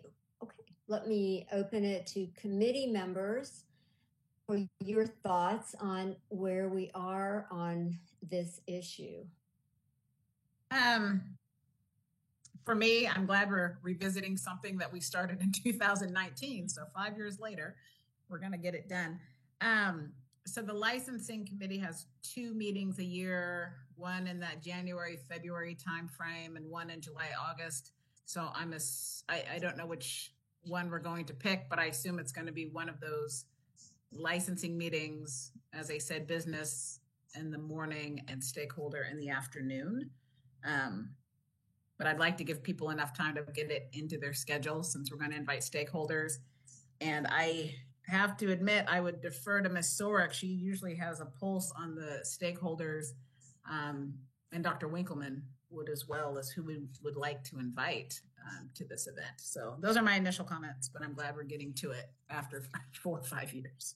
Yeah, I know. I think we were all disappointed that we had to kind of put it on the shelf there for a while. Yeah, so I agree. And Ms. Nystrom, were you on the committee at that time? I was not. Okay. So would you like some background on what the concerns were? Yeah, absolutely. And then kind of what we're looking for out of the meeting with the stakeholders. Okay. Let me ask Ms. Sorek, and if she would like to answer that, I could do it, but maybe Ms. Sorek has sort of a broader perspective.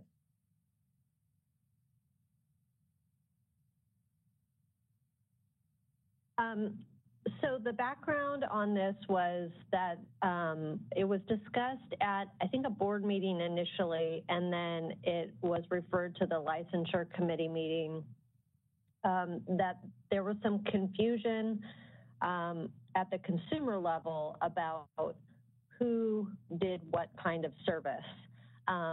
So we had those 2 different agencies come and talk about what the credential was, what the other license was. And what came out of that meeting was that there was some still crossover and confusion even at that meeting. So one of the things we talked about was creating a fact sheet between the three organizations so that we were all on the same page about what we were communicating to the consumer, so that we could dispel any confusion about, if you have this issue, this is kind of who you go to. Or if, you know, so just to give the consumer some better guidance. And I think that was kind of the byproduct of that discussion. But we wanted to do a stakeholder meeting to talk about what that fact sheet would look like and what needs to be conveyed. That was my recollection. Ms. Chung, is that kind of jive with your recollection as well? Yes, it is. Okay. Yeah, I think our biggest concern was the overlap and resulting confusion among consumers. And like a specific example was if, for example, a licensed educational psychologist did some assessment with a student, and sometimes the families might say, oh, well, you're recommending some psychological counseling. Would you be willing to do that? And is that and if the person says yes, is that the most appropriate person to do that counseling, or would a licensed psychologist be the person? And there was just confusion about that. And so that was just one specific example. Okay, that's helpful. And so then coming out of the meeting, we would be looking for a fact sheet for consumers to better inform them on who to go for what issue they may be seeking. That might be, yeah, that might be one thing we might come up with out of the stakeholder meeting. Somebody was going to say something. Oh, I thought somebody wanted to say something.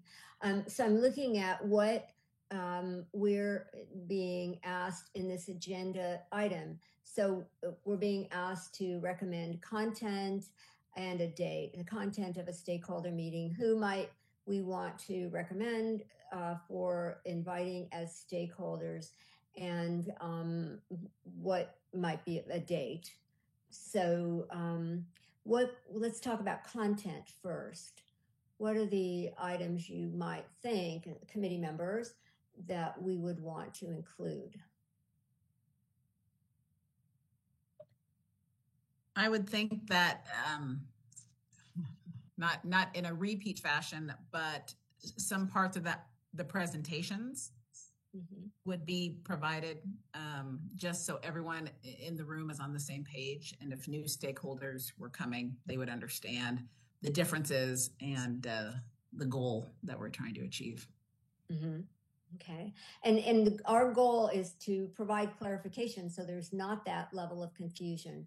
What can we offer to help consumers understand the different roles of these different categories? Correct? I would say, you just provided an example. I think we need examples like that during the discussion, because throwing out the terms licensed psychologist, licensed educational psychologist, I think we need some examples or scenarios that have happened, so that we can talk about the best person. So yeah, yes, I think that's great to be able to offer examples. It makes it so much more clear.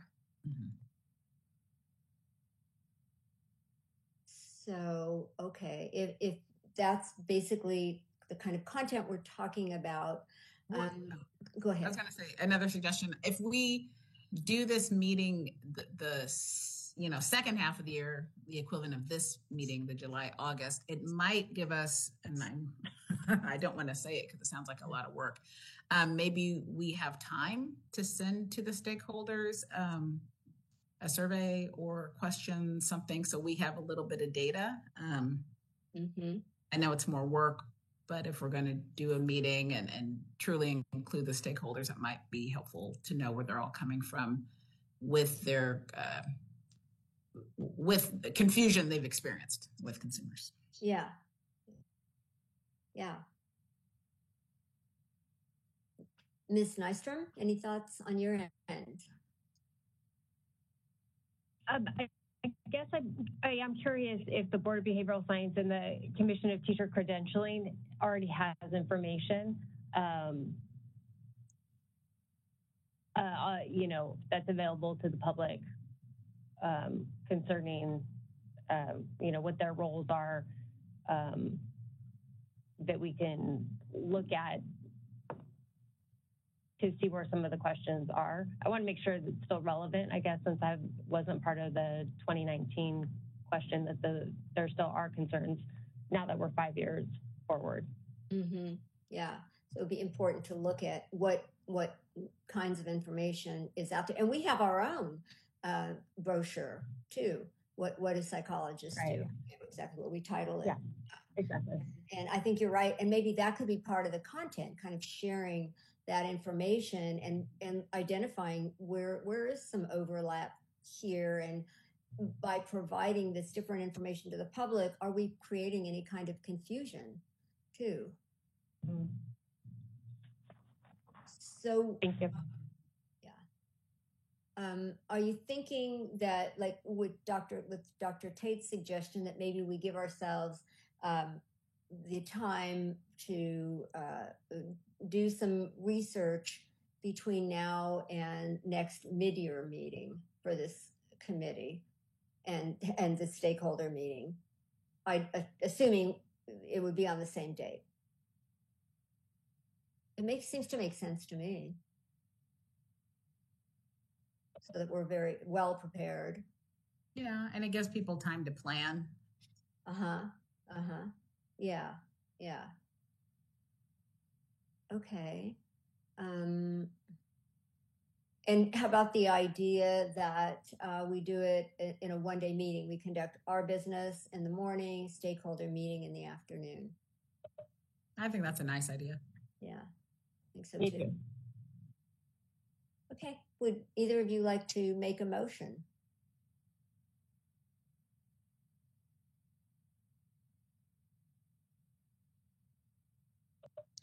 Do we need to actually propose a date? That's what it says in the agenda item. I didn't know if we were actually.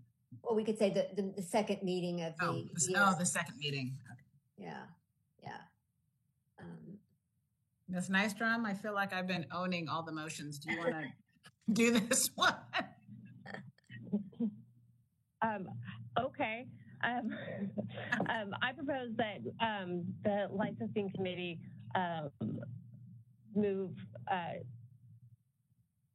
to look at scheduling a stakeholder meeting for the second licensing committee hearing in 2025. And I'm happy to second that motion. Okay. Let's open for public comment. We are open for public comment on agenda item 9 and the motion. If you'd like to make a comment, please raise a hand by tapping that hand button at the bottom of the screen. Dial-in users dial *3 to raise a hand. And our first request comes from Diane Harris Wilson. Hold on just a moment. We're going to send you a request to unmute your microphone.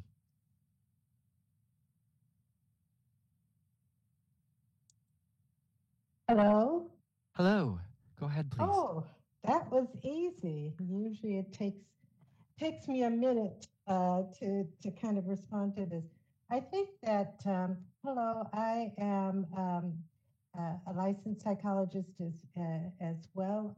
I think this is a great idea of really looking at the different professions, but also the intersectionality of them. It may not be as easy to separate out the different professions because there is a great deal of overlap. And so I would recommend that in your extensive outline that you provide a space that really does talk about the intersectionality. Many of us are licensed psychologists. I'm also a credentialed school psychologist, and I coordinate a school psychology credentialing program. So I would also suggest that, I don't know how you define stakeholders, but I would suggest that you perhaps broaden that definition to include the trainers, for example, of these different professions. So I'm certainly willing to speak more about that, but I really think that we do need to have a section because there is overlap in terms of the description, and many of us have several of these licenses and credentials. Thank you. Thank you very much. Thank you for that input. Next, we're going to hear from Robert Hardy, followed by Dr. Winkleman. Hold on, Robert. We're sending you a request to unmute your microphone. Can you hear me? Yes, go ahead, please. Wonderful. Yes, I've been a licensed educational psychologist since the late 70s, and I'm also a licensed psychologist since the early 80s. I've done training of school psychologists. I've practiced with both licenses, and I would like to say that this is a very good area to pursue and see if we can help the consumer to know where the overlap is, perhaps which questions to ask a licensed psychologist versus a licensed educational psychologist. And I love the suggestion, I'm sorry I couldn't see your name, Doctor, is it Lee? About, sending a survey to the stakeholders, because that's where you have the experience behind and where the pragmatics of the guidelines in each of the professions in the licensing. Let me just make one general comment. I know I'll be running out of time. We got 1 minute. That over my years of experience, I've encountered licensed psychologists who want to broaden their revenues and go into the schools with absolutely no experience, other than, of course, the tools that they bring as a licensed psychologist. And many people can make that up with self-study. But if if a consumer comes to me, I would say, well, if you have a licensed psychologist, ask, have they ever been in the schools? How many hours were they supervised? Do they know the specific regulations for that state? Do they know anything about learning disabilities? On the other hand, you have a licensed educational psychologist. They may very well be competent to do the parenting counseling and some overlap in the family counseling, but maybe not in other specific areas that would require a psychologist license. So I will end it there, and I'm looking forward to the survey, and hopefully some of us who have the dual or tri licenses will be helpful in our comments. Thank you. Thank you for that perspective. Very helpful. Next public comment. Next, we're hearing from Dr. Elizabeth Winkleman. Hold on just a moment. We're sending you a request to unmute your microphone. Thank you. I just wanted to briefly request that among the stakeholders invited to the meeting would be representative of CPA and also licensed psychologist with expertise in working in this area. Thank you. Thanks for that reminder.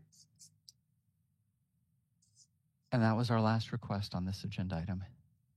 Okay. Any continuing thoughts from committee members? Okay. Ms. Proteau, will you please call the roll for the vote? Sheets? Aye. Nystrom? Aye. Tate? Aye. Thank you. Okay. At this time, let us discuss item number 10, which is recommendations for agenda items for future licensure committee meetings. Committee members, do you have any recommendations? I would just suggest with our discussion around that courtesy document that we bring it up, next year to see how it's going with Ms. Chung and if changes do need to be shifted on that document. Thanks. That would be great. Ms. Nystrom? None here. Thank you. Okay. It is open for public comment. We are open for public comment on agenda item 10. If you'd like to make a suggestion, please raise a hand by tapping that hand button at the bottom of the screen. Dial-in users dial *3 to raise a hand, and we will call on people in the order we have requests. And our first request comes from Michael Watson. Hold on just a moment. We're sending you a request to unmute your microphone. Hello, yes, thank you. Since there does not seem to be a public record of this, I'd like to ask that an agenda item be added discussing what objective criteria are used by the board to determine whether a specialization is one that meets Part C of the Business and Profession Codes 2914. Okay, thank you. Apologize, I misread the name. Michelle Watson. No worries. Next, we have Kim Lung. Hold on, Kim. We're sending you a request to unmute your microphone.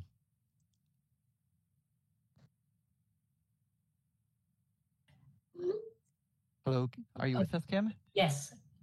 Go ahead, please. My question is about the vote that I believe went forward to the California Senate on the PSYPACT situation, and I know that's been ongoing and a long saga, but I wonder, hopefully by the end of this calendar year, there would be some kind of outcome from that, whatever vote the Senate makes. And so perhaps it would be in good timing for the next committee meeting to see how the licensure issues overlap with the PSYPACT issues, because the PSYPACT has their own set of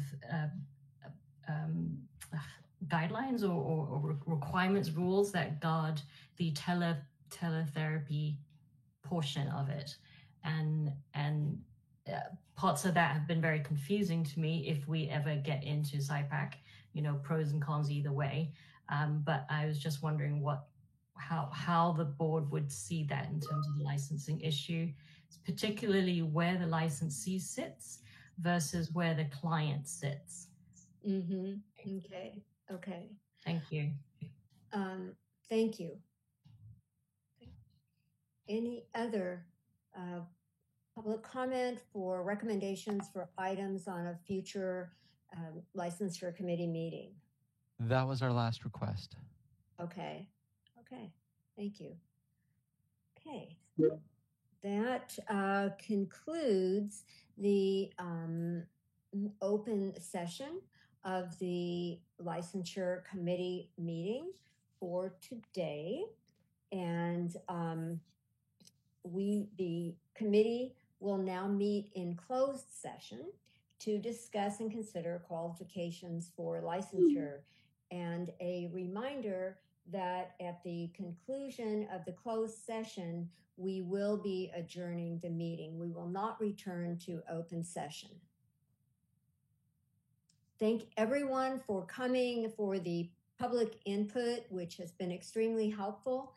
And Ms. Proto, if you could please share what people, just remind us what we need to do to have continuing professional development credit for attendance at this meeting.